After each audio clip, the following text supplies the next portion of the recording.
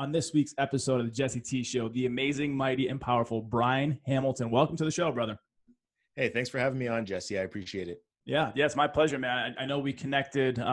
Seems like a lot of my connections, great connections, are coming from LinkedIn these days, and spending a lot of time over there for business and for the podcast. And so we connected and had a vibe and wanted to share your story with those who haven't heard it yet. So for just some context, tell the world a little bit about you and your background and about your story.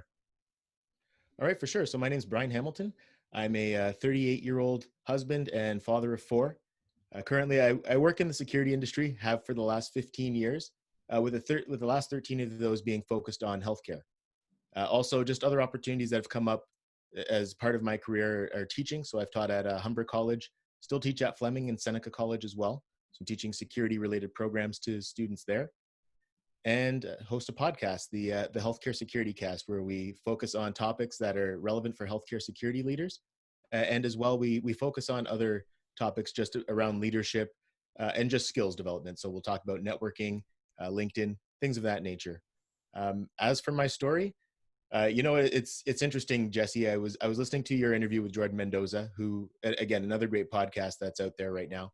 And he said something that really resonated with me, and I'll just paraphrase, but what he basically said was, your story is not necessarily for you, but for other people. So, I'm willing to go deep and share quite a few things that a lot of people may not know about me.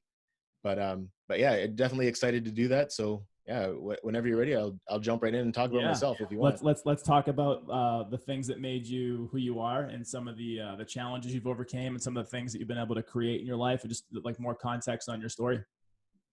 Yeah, for sure. So I guess to start things off, we'll go back to when I was really young. We moved to Toronto, Ontario. And at the time it was my father, my mom, myself, and, my sister. And so just to give some context as well, I'm the youngest of six. I'm the only child that my parents had together. They both had, my mother had two daughters, and my dad had, two sons and a daughter coming into the relationship. And, it gets a little bit complex from there. People have a hard time when I'm trying to piece how my family fits together. My one sister, the one who I have probably the best relationship with today, I didn't even know she existed until I was 10 years old.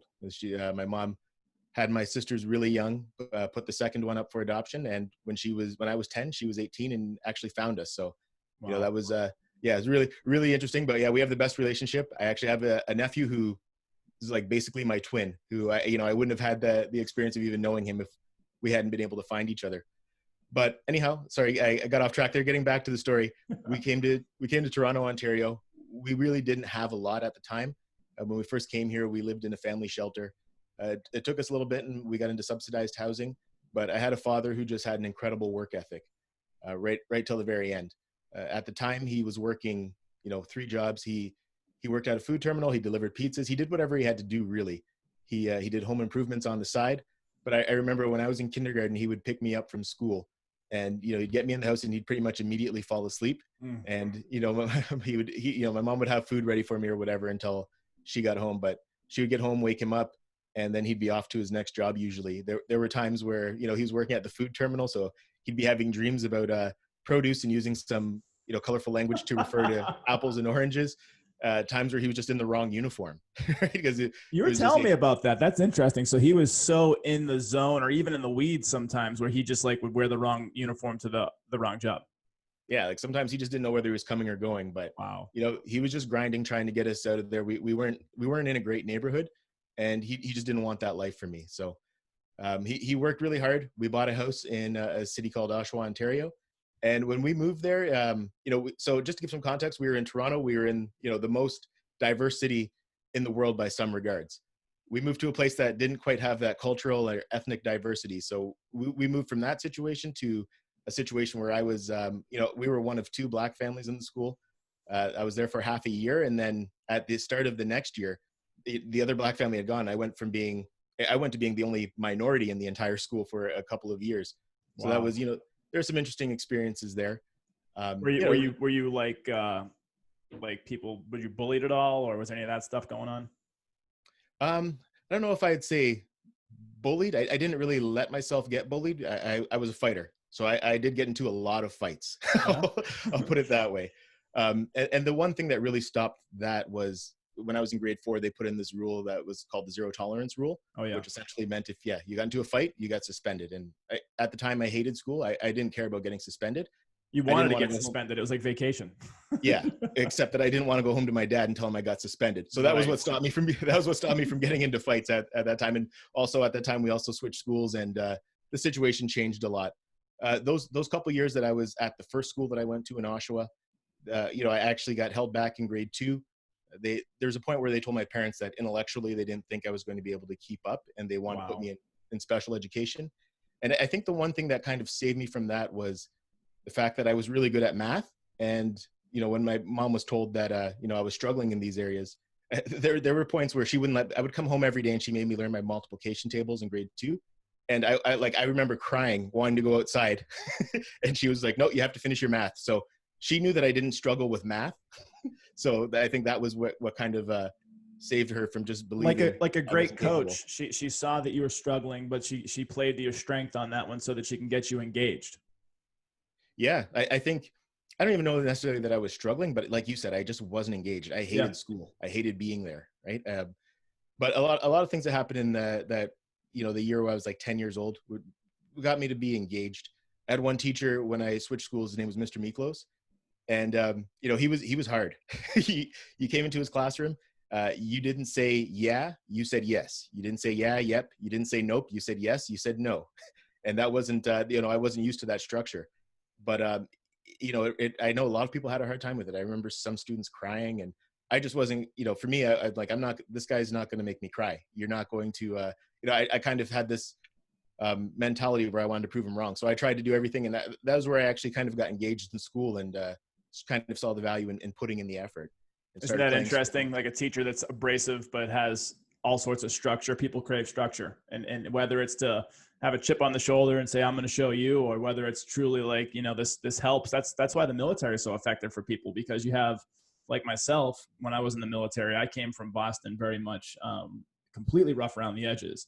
And it straightened me out, and it completely taught me so much. And the structure was everything. I needed, as much as I hated someone telling me what to do, or would get pissed off and like want to fight people for that, there was this structure that was in place that really showed me how to operate in a professional setting, and I carry it with me through this day. Yeah, absolutely. And there's different things for different people, different things that will trigger you or get you engaged. And I really needed someone like that, because it was a lot more similar to how things were at home. My parents were fairly strict. So, school was kind of a vacation, I guess, from that. It wasn't the same environment at all. Right. But awesome. Yeah, so moving along, I guess in that year, there were a couple of things that kind of stuck out. And again, I think you and me can kind of share the same kind of thinking where, looking retrospectively, you realize like, hey, some of these things that happened, or some of the things that were going on were, pretty challenging circumstances. But at the time, you don't know it. Like, you don't know that that you're poor, right. Other than maybe people making fun of you because you're wearing used clothes, or you're dressed a certain way. You don't have Bobos is what they used to call some of the shoes. Like if you didn't have name brand shoes, you were wearing Bobos.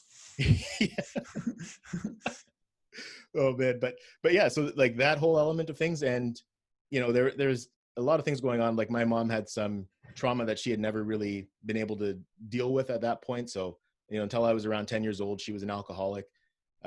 Again, that same year, like I mentioned, my sister found our family, and then my oldest brother, actually my oldest brother, who I found out on the day of his funeral, he wasn't my brother. My dad had actually raised him, so he was, wow.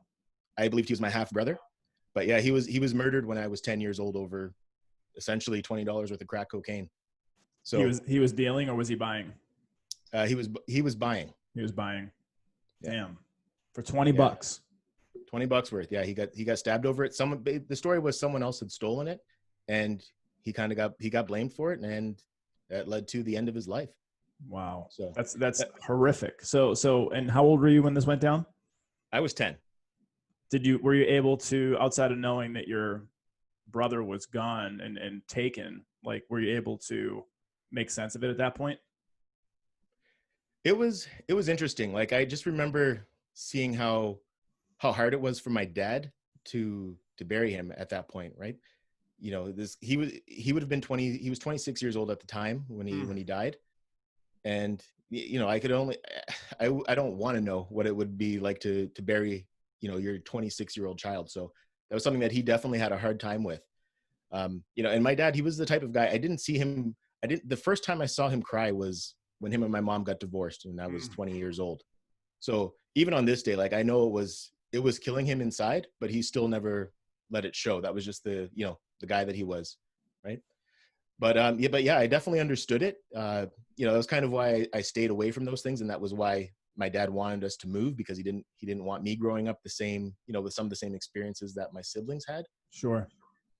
So yeah, that, and, with my mom being, an alcoholic until that point, I never really got into drinking either. There was a short time in my 20s where I drank a little bit. Sure. And, but I just, now I don't drink. I stopped before I had kids. When I knew that my son was on the way, I was like, I just don't want, I just see how it affected my family, and I just didn't want it to ever have that effect on me. So, kind of cut the problem off right at the root. You had some good examples, and I don't want to say like bad examples, but you had like a good example of a bad example where you knew what path not to follow. Like, you knew that for you, this wasn't going to be something that you were going to invest your time or your personality or anything into, because you could see the pitfalls of it pretty dramatically of what could happen. And it's such a strange thing, because the natural selection of life is you generally don't bury your children. You know what I mean? And so for your dad to have to do that, I've been through that. I've been through burying my daughter, and I've been through a miscarriage, and now we have 2 sons. And so it's just, you're not ever prepared for it. Super, super out of it's out of that rhythm of life. Usually it's you live until you're older, and you pass away when you're older, right? And then for that other piece that you're talking about, like for me, my dad was he was doing drugs for most of his adult life, for probably about 35 years. And his drug of choice for the most of it was heroin. And so I saw my dad as a heroin addict for 35 years, and then he cleaned up for the last 10 years of his life. And so for me, I was much like you growing up. I was very straight edge. I was into sports. I wasn't anywhere near drugs. And then high school came, and I started smoking a little weed, but I didn't really drink, wasn't really into drinking. But then after high school, I had my mother was a single mom, obviously, because my dad wasn't, available mentally, physically, emotionally. And she ended up raising me. This woman was Army veteran, Vietnam War, badass, like active duty and disciplinarian. Right. And so I was at some point starting to rebel, and then she ended up leaving, and I was like maybe 19, 20-ish. She went to go back to her home state of Kentucky. And I grew up in Boston. I'm a Boston guy. And so I was like, I'm not going to Kentucky. Like, my life's here. I have a girlfriend here. I'm not going to leave. And I was somewhat, in a way, made the choice. I wouldn't say forced, but left with minimal options. And I moved in with my dad, and I got to see that experience firsthand. And I went through a 2-year period where I was doing drugs and stuff like that, and selling drugs for a while too. So I went the other way. Like, you went completely left, and I became my dad for a little while. And the strangest thing about it was, it taught me more about my dad than I would ever know if I didn't do that, because I was able to understand the pain, the struggle that I put myself into, right? But like, I understood his walk in life, and we actually, in a weird way, we bonded. I guess maybe trauma bonding, but we bonded. And then when he cleaned up the last 10 years of his life, for the last 10 years, he wasn't doing those things. He became an amazing dad, amazing grandfather to my kids. And we had that connection where I didn't leave him in his worst time, so to speak. So it's interesting to see how people go to different routes and end up kind of like at the same place. Yeah, no, it's interesting. Like, I don't want to, I'll butcher the reference, but I know there's a story about these brothers who grew up in the same house with a father who was an alcoholic. And, one grew up to basically follow the same path and said, well, I didn't know anything else. What did you expect me to do?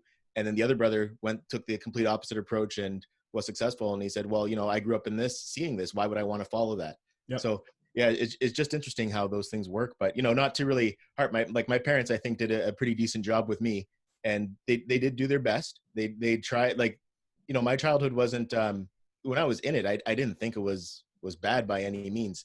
My parents still, they used to drive an hour every weekend to pick up my best friend, who, I lived next door to when we were in Toronto. They'd bring him over every weekend. His name was Vanek Theory.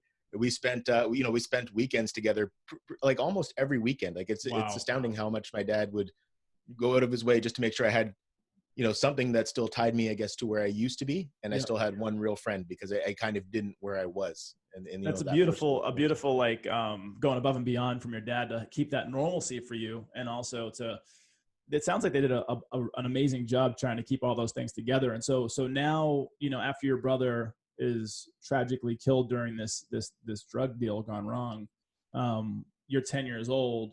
How did that shape you? Like, what did you do? Did you value relationships even more? Did you kind of get withdrawn and kind of like, a little bit like trigger shy when making, new relationships? Like, how did that affect you moving forward from there?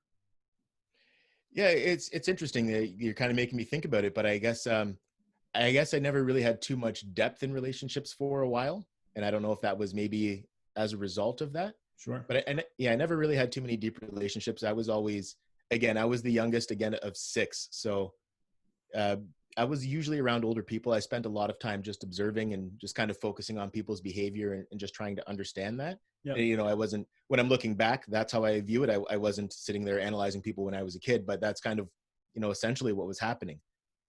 So yeah, I guess that's how it kind of affected me. Like I just had my one, I always had a small group of really close friends, and then just a much larger group of people who I connected with. But yeah. So now from there, what does high school look like for you? Did you get really plugged into school at that point? And then like, going through, did you go to college and kind of like stepping into your first career? What did that look like? Yeah. So I guess in high school, I was a good student as far as, well, as long as there's basketball season, because my dad's rule was I had to have 90% in all of my courses as an average to play basketball. Usually when basketball season was done, my grades dropped off, but I did enough to keep myself just on the honor roll, right? Like I wasn't really applying myself the way I should have. Sure. You weren't incentivized. It sounds like you needed to be incentivized. Well, I just need to play basketball. That was, that was supposed to be my first career. Unfortunately, the NBA didn't get that memo. So I ended up, when did you realize you weren't going to go pro? What age? I think when I think I finally gave up on it when I was in my last year of high school. Me too. My junior year of high school, I realized, because I grew up thinking I was Michael Jordan. I used to be so competitive. I would fight friends over the littlest things in basketball. And like, then I realized I had not nearly the talent. I may have had that competitive nature, but definitely not the talent. Yeah. I think I fell into the same boat. I definitely had the competitive nature, but yeah, I wasn't going to wow any scouts with my jumping ability and my speed or anything like that. I could shoot free throws really well. Pretty good in a rec league, but when it comes to that next step up, because I even remember I was the only white kid on the basketball team at East Boston High School, and I felt like I was just looking up at these giants, like because I was a freshman, and there's guys that are on varsity that are juniors and seniors, and they were literally had like a foot or more on me because I wasn't that tall. I'm 6'1" now, but like when I was in high school, I might have been like somewhere like 5'6", 5'7", and I kept growing. But like these guys were a foot taller than me. And I remember just like, they just seemed like unbelievably big human beings. And I'm like, how can I compete with this? I can't even, like these guys were like doing all these crazy dunks. And like, I eventually, once I got tall enough and big enough, I could do that sort of stuff, which was by my senior year.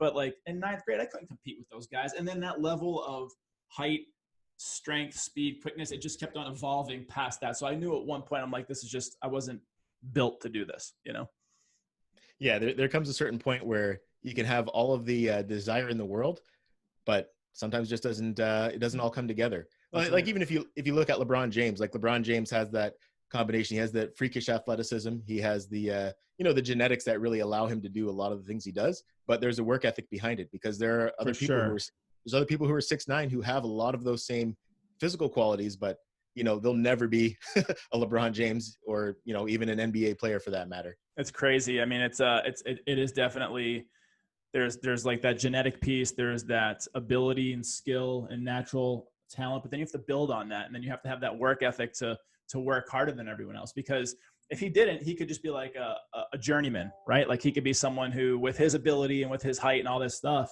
he could come in and probably operate like if he wanted to like a sixth man level, but because he has like a desire and a motivation and a drive to be the best in the world, that's what it takes. So it's like the getting into the gym first, leaving last, like rolling through tape and like working on your body and nutrition and health and wellness. Like it's a full-time lifestyle for these guys. And the ones that take it to that 1% level, those are the greats, Right. Like, we just had, being a Toronto sports fan, I always think back to Vince Carter. He just had Vince Sanity. I love Vince Sanity. Incredible. Yeah. he was such an incredible player, but I think he wasn't wired the same way as like a Kobe Bryant or a Michael Jordan. Nope. Because, you know, he could have been he could have been retiring being one of the greatest of all time. He could have, for sure. He had all the gifts. He definitely was amazing, but I see where and it's almost, it's ostracizing in a sense. Like you look at LeBron James, I think he did it right with, he didn't exile people in his life like a Kobe did or a Jordan did. Like Jordan, most everybody hated him, and he's dealing with it now. And I'm the biggest Jordan fan. Like I love Jordan. Oh yeah. But it's true. Like he decided to chase greatness. And have you seen the most recent documentary with Jordan? Yeah. Incredible. And it just, the things that he was able to do and like just dial in on greatness. Like I think one of the only people in the world that was at that level ever. Yeah, absolutely. And it's funny because I think that actually the documentary actually downplayed how much he alienated people at some times. But he broke Steve Kerr's nose in practice one time because he wasn't playing hard enough. Yeah, they got into a scuffle and he punched him in the nose. I remember reading that story. Crazy. So are you a big basketball fan still to this day? Yeah, still a big basketball fan, you know, big fan of the defending NBA champion Toronto Raptors. So, I know. Isn't that crazy? Are we going to have a season this year or what? What's going to happen? You know, I don't know. It's looking like we're supposed to, and hopefully it does happen. It's definitely not going to be the same. I'm just hoping, you know, I'm hoping things just bounce our way again. It seemed like last year, the way things went for the team, like when Kawhi Leonard hit that shot, the one that hit the rim like 4 times. Is that the one you're talking? Yeah. That's the one I'm talking about. When that happened, I'm like, okay, these guys are just destined to win the championship this year. I think at that point I was like, this is going to happen. There's just too many things working in their favor. There are those magic moments. I mean, I grew up in Boston, and I'm very, very spoiled and lucky to have seen a lot of titles all across the sports, you know, all 4 teams. And there's been those moments, especially with the Celtics, like with the Paul Pierce days. And, you know, like just, I feel like there was those like one-off, like just magical moments that you just knew that they had this something pushing them towards that end goal outside of like the work that they were doing. It's incredible to see that play out. So tell me a little bit about, you know, going into college from high school. Are you doing what you're doing now, what you studied in college, or like most people, that's something completely different than what you studied for? Like what did that look like? And then your first career and like what you're doing today? Yeah, 100%. So what I actually did was I did this kind of bridge program. So it was essentially a program where you would earn high school credits, which I didn't need. I'd already graduated, but also earn a college certificate. Yep. And it was for something that was supposed to be recognized as a trade, which still hadn't happened yet. It was a network cabling specialist program. So I learned just like the networking components for computers and networks, really just running cable, all of that stuff. So I did that for a couple of years. It wasn't a career that, you know, it wasn't necessarily for me. Stepping stone. So I ended up leaving it. I ended up getting into security eventually, like after having a few minimum wage jobs, and then saw security. I thought, you know, maybe I'll get into law enforcement. So I'll do this as a kind of a stepping stone. But once I got into the healthcare environment, I just fell in love with it. And that's where I've stayed. That's what I'm doing today. So walk us through, like, just in terms of what is your role? What do you do? What are you responsible for? And how are you impacting people in that role? All right. So right now I work for a company called GardaWorld. I'm the healthcare security specialist. So I do a lot of work with our healthcare programs. So for me, what that looks like locally is, you know, I manage some accounts. One of them is one of our larger healthcare clients in my region. And then I also support wherever I'm needed. So say, for example, I'll fly across the country to do a presentation for some work that we're bidding on, or to do an assessment for a healthcare facility and maybe make some recommendations. So those are the type of things that I'm doing. It's kind of a broad role, but you know, it's exciting, and it gives me a lot of opportunities to just impact the industry. I also volunteer with the International Association for Healthcare Security and Safety, where I sit on their board of directors. So again, it's a volunteer-led association with 2,300 members worldwide. So we're just really trying to have a positive impact on healthcare security as well. Is this the same Garda that I used to see when I used to work in the banks with the armored vehicles? Yes. Okay. That's a big part of what we do. I don't work in that division, but we do hold 85% of that market share in North America. That's crazy. That's crazy. And so when you're helping, are you running logistics, like putting people in place? Like what is it that you're actually doing day to day through your job? Yeah. So more so my day-to-day focus is on a lot of account management. So yeah, like you said, putting people in place, just addressing any personnel issues, addressing client concerns. Just things of that nature, making suggestions to improve our programs. just, yeah, it's not as exciting as some of the other stuff I talked about, but it's the important stuff that needs to get done every day. I know that you segued earlier. You talked about how you've recently, I don't know how long you've been doing it now, but talk a little about your podcast and the context around the podcast, the kind of people you've had on, the conversations, and then also there's like a one-off where you'll switch it up and do something more like from a thought leader's perspective. Yeah, absolutely. So I started with the podcast. It's actually an interesting story. I'd given this idea a few years back, and it didn't really gain any traction. And then going into December, again, being on the board of directors, I had a board meeting coming up, and I just decided, you know what, I'm going to do this. I'm going to do this podcast. I had the idea. It's not, and I want to make sure that it gets carried out. So I was leaving on a Wednesday, in the middle of December, to fly out to this board meeting. And I'm like, you know what, the board members are going to be there. I'll be able to at least get a couple of interviews done. So let me see what I need. I did some quick research and, placed an order on Amazon. Everything came in by Tuesday. And by Friday, I had recorded the first 3 episodes at the board meetings. So I was planning kind of to do a slow launch, but the first person I interviewed posted on LinkedIn that they were, they had done the first interview and they were looking forward to hearing the podcast. I'm like, okay, I guess the cat's out of the bag. So I did a launch episode, and then I did the first official episode on January 1st, and just basically doing a cadence of every week, sometimes more than when there's a special event. Like I posted one for Canada Day, just things of that nature. But we focus on healthcare security topics. So just for example, one was canines in healthcare and how people are using those in security programs. Body cameras in healthcare, and then I focus on other topics that will just, that benefit leaders or really anybody listening.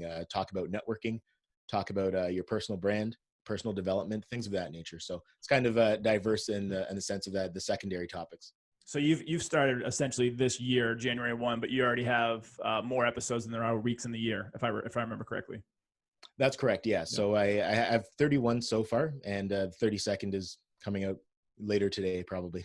Very cool. So tell me about what was it like getting started? Because I know from when I started about 2 years ago, and I'm about 70 episodes in, it was night and day. And I know that compared to where I will be another year from now, I'll look back at these episodes and be like, I wish I would have done something different, or maybe this could have been better. But what was it in terms of when you first started, January 1, until now we're at July 6th, so what were the biggest changes you've noticed, or how have you evolved maybe in your conversation, or how you talk with people on the show? Talk a little bit about that. And then also the format of the show. Is it more like kind of conversational like this where you have somebody on, multiple people? How does that work?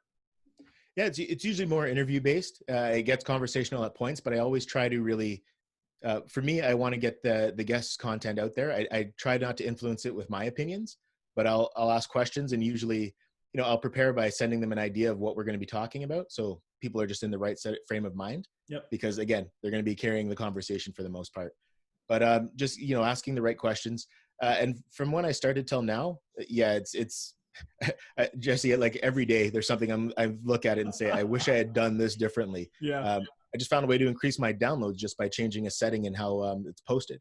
Right? Very cool. Can you share that with people? Because people that listen to this I'm a podcaster, and I know that people that listen to this do podcasts. And once you get into this community, you start doing podcasts on each other's shows, right? So I think there's people that are listening to this that could add a ton of value to. What would you have to do to make that happen?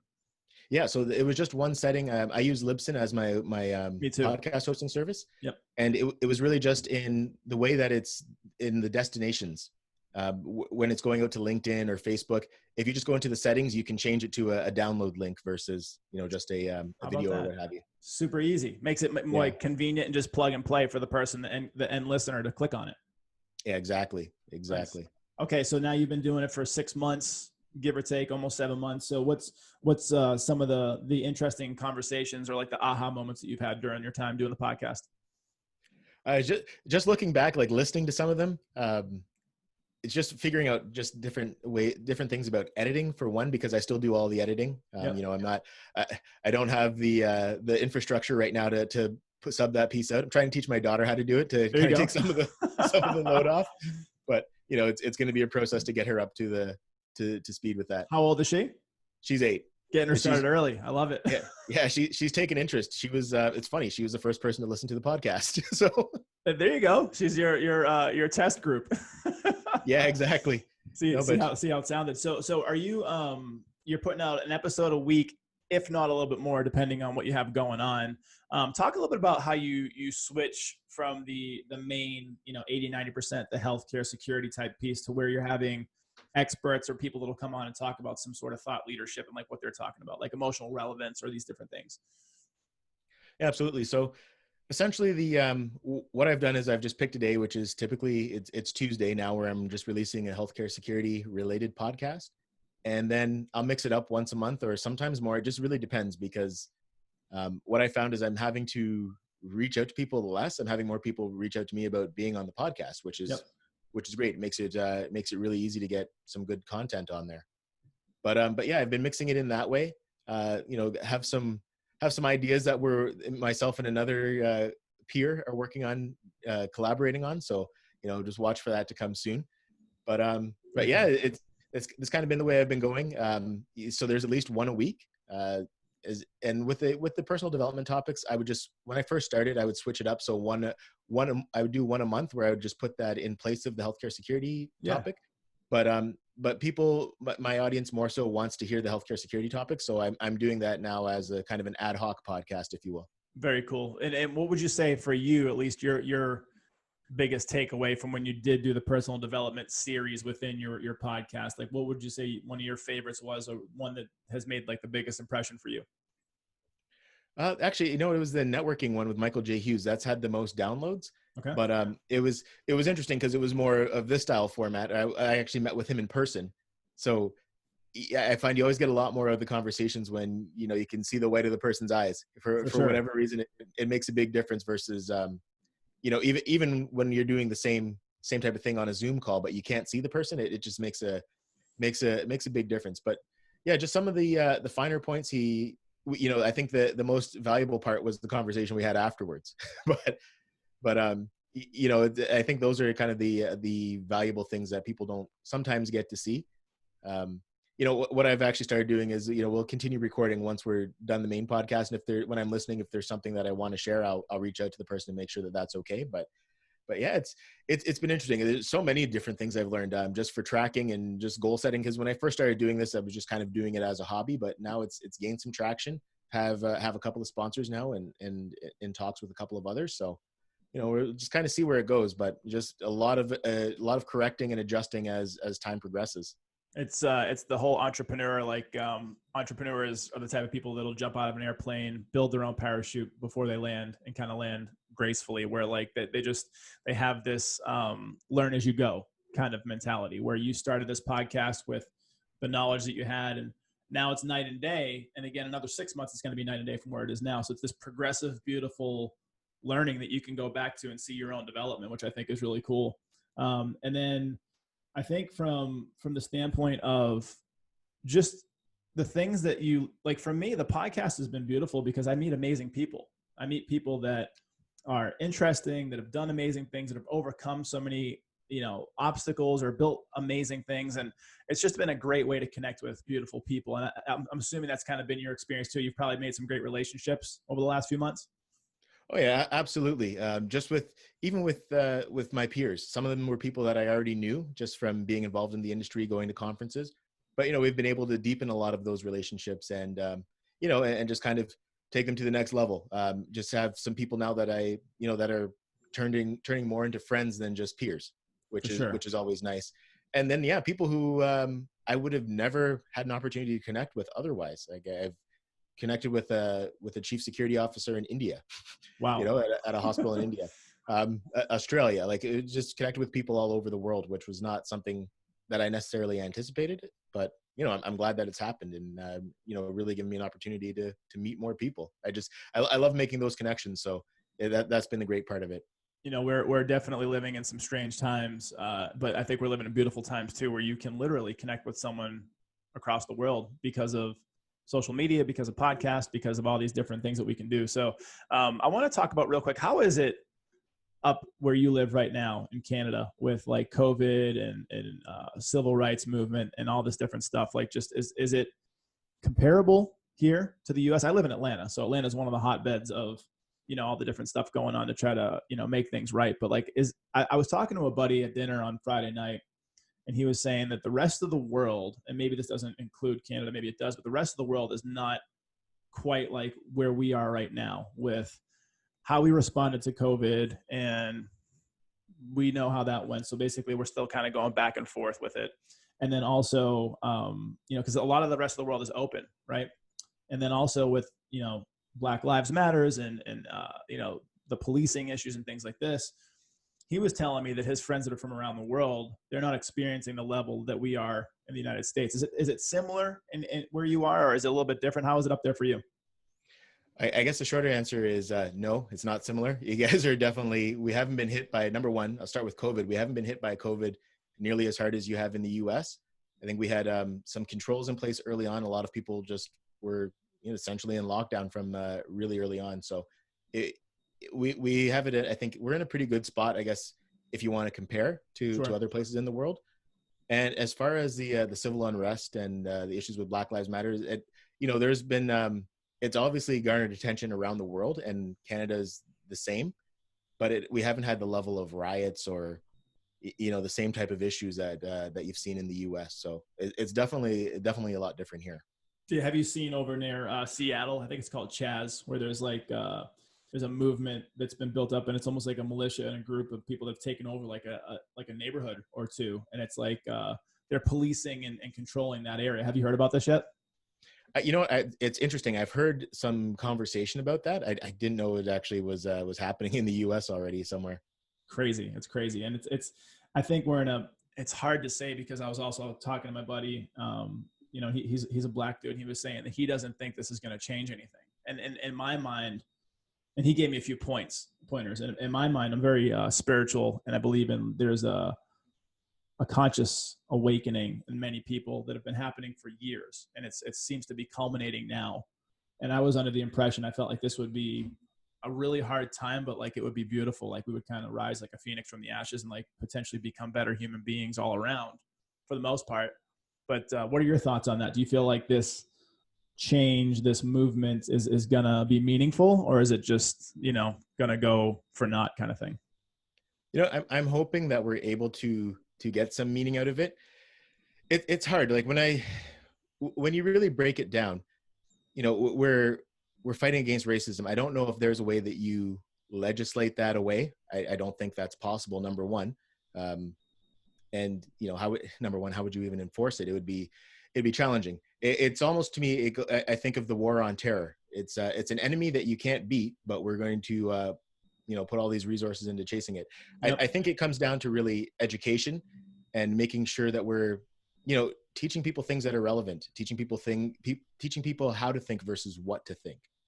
Racism, as long as people have the ability to have free will and make their own decisions, it's always going to exist. Yep. But I think it's just understanding your own biases, number one. I don't know. I feel like I'm rambling now, but I think there's there's a lot to it. It's more complex than just we're going to have some protests and we're going to change some laws and things are going to go away. It's a systemic thing that goes into everything, and it's something that it's going to take time. But have you experienced any issues like being profiled, being pulled over, like any of that stuff? Is it the same in Canada as it is in the US? I guess it depends on individual experience. Like I'll say for me, I got pulled over a few weeks ago. Reason being, I did a rolling stop at a stop sign on Road Safety Week. We all do. So, right? But I did it at the worst possible time when they're doing enforcement at the very stop sign that I rolled through. Yep. Right. So, it wasn't a huge deal. The police officer was actually very polite. Gave me a ticket for a non-moving violation so that it wasn't going to affect my insurance. Because that was nice. Yeah. Exactly. And no, you know what? I do a lot of driving just for teaching and for work. I put a lot of miles on my car, and that was the first time I was pulled over in a decade. So wow. So maybe I guess it could be circumstance, or maybe it could be different places, geography wise. Different places and behaviors. Generally, I try to follow the rules on the road, so I don't tend to get pulled over. Yep. That's good. Go ahead. I was just gonna say, I guess, like I said, it comes down to your individual experience, right? Like my dad, for example, I talk a lot about my dad because he's obviously a really important person in my life. But he grew up in a time that was different than my time. There was a lot more racism than there is now. And he always beat into my head, you're going to have to be twice as good as a white person if you want to succeed in anything. That was just kind of the mindset that he gave me. Now, I won't say that was my personal experience necessarily, but I did have that work ethic to want to work harder than he was than other mentally people. conditioning you to be prepared on a couple fronts, like mentally, emotionally, but also to do the work too, which I think from your narrative and from your dad, that's been the backbone of everything, is just do the work and whatever it takes, 3 jobs, waking up and being in the wrong uniform, all that stuff has trickled down into who you are. And it's probably a lot of how you carry yourself, I'd imagine, is through his example. And it's probably the example you're leaving for your kids. You're teaching your 8-year-old daughter how to, do things with the podcast. I mean, these are things that are beautiful. I talk about this all the time. I'm a wealth manager. I tell people how to leave wealth and legacy behind, but there's a lot of ways you could do that, not just monetarily. Behind you, and I wanted to talk about this the whole time, you have a bunch of books. And Yes. you can pass wisdom on, you can pass ideas on, work ethic, all these different things. And so let's talk about that real quick. So you have a handful of books behind you. What have been some of your favorite books it could be anything, but like in terms of that have inspired you, that have taught you something, that have changed your mindset? Like, what are some of the ones that stand out to you, and some of the key messages that resonated with you? Right. So one of the, I guess the book that's probably had the most influence on my life is the Bible. I've read the Bible through, a number of times.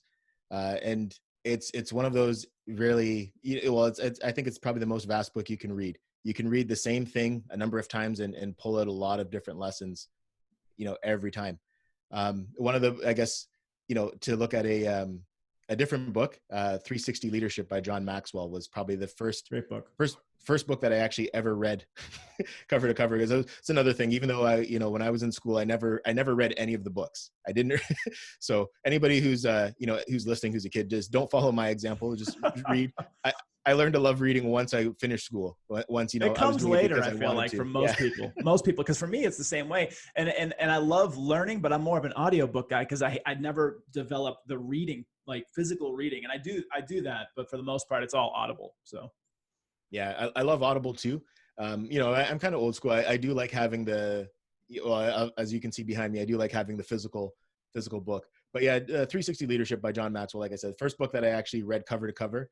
And yeah, there's just a lot of great lessons in there. Really, if you're someone who wants to really have influence, but you're not necessarily in a leadership position, it gives you some practical ways to do that and helps you develop some self-awareness as well, which is equally important. One of the biggest strengths in the world you can have is self-awareness, and being humble with that self-awareness too. So if you know you're not doing something that you need to do or that you should be doing, you can course correct and be your own mechanic and fix that for yourself. Right. Like, listen, we didn't touch on, but so like I said, I'm 38 years old. 15 years ago, I found myself in a position where I was, 23 years old. I was, at that point I was divorced. I was bankrupt.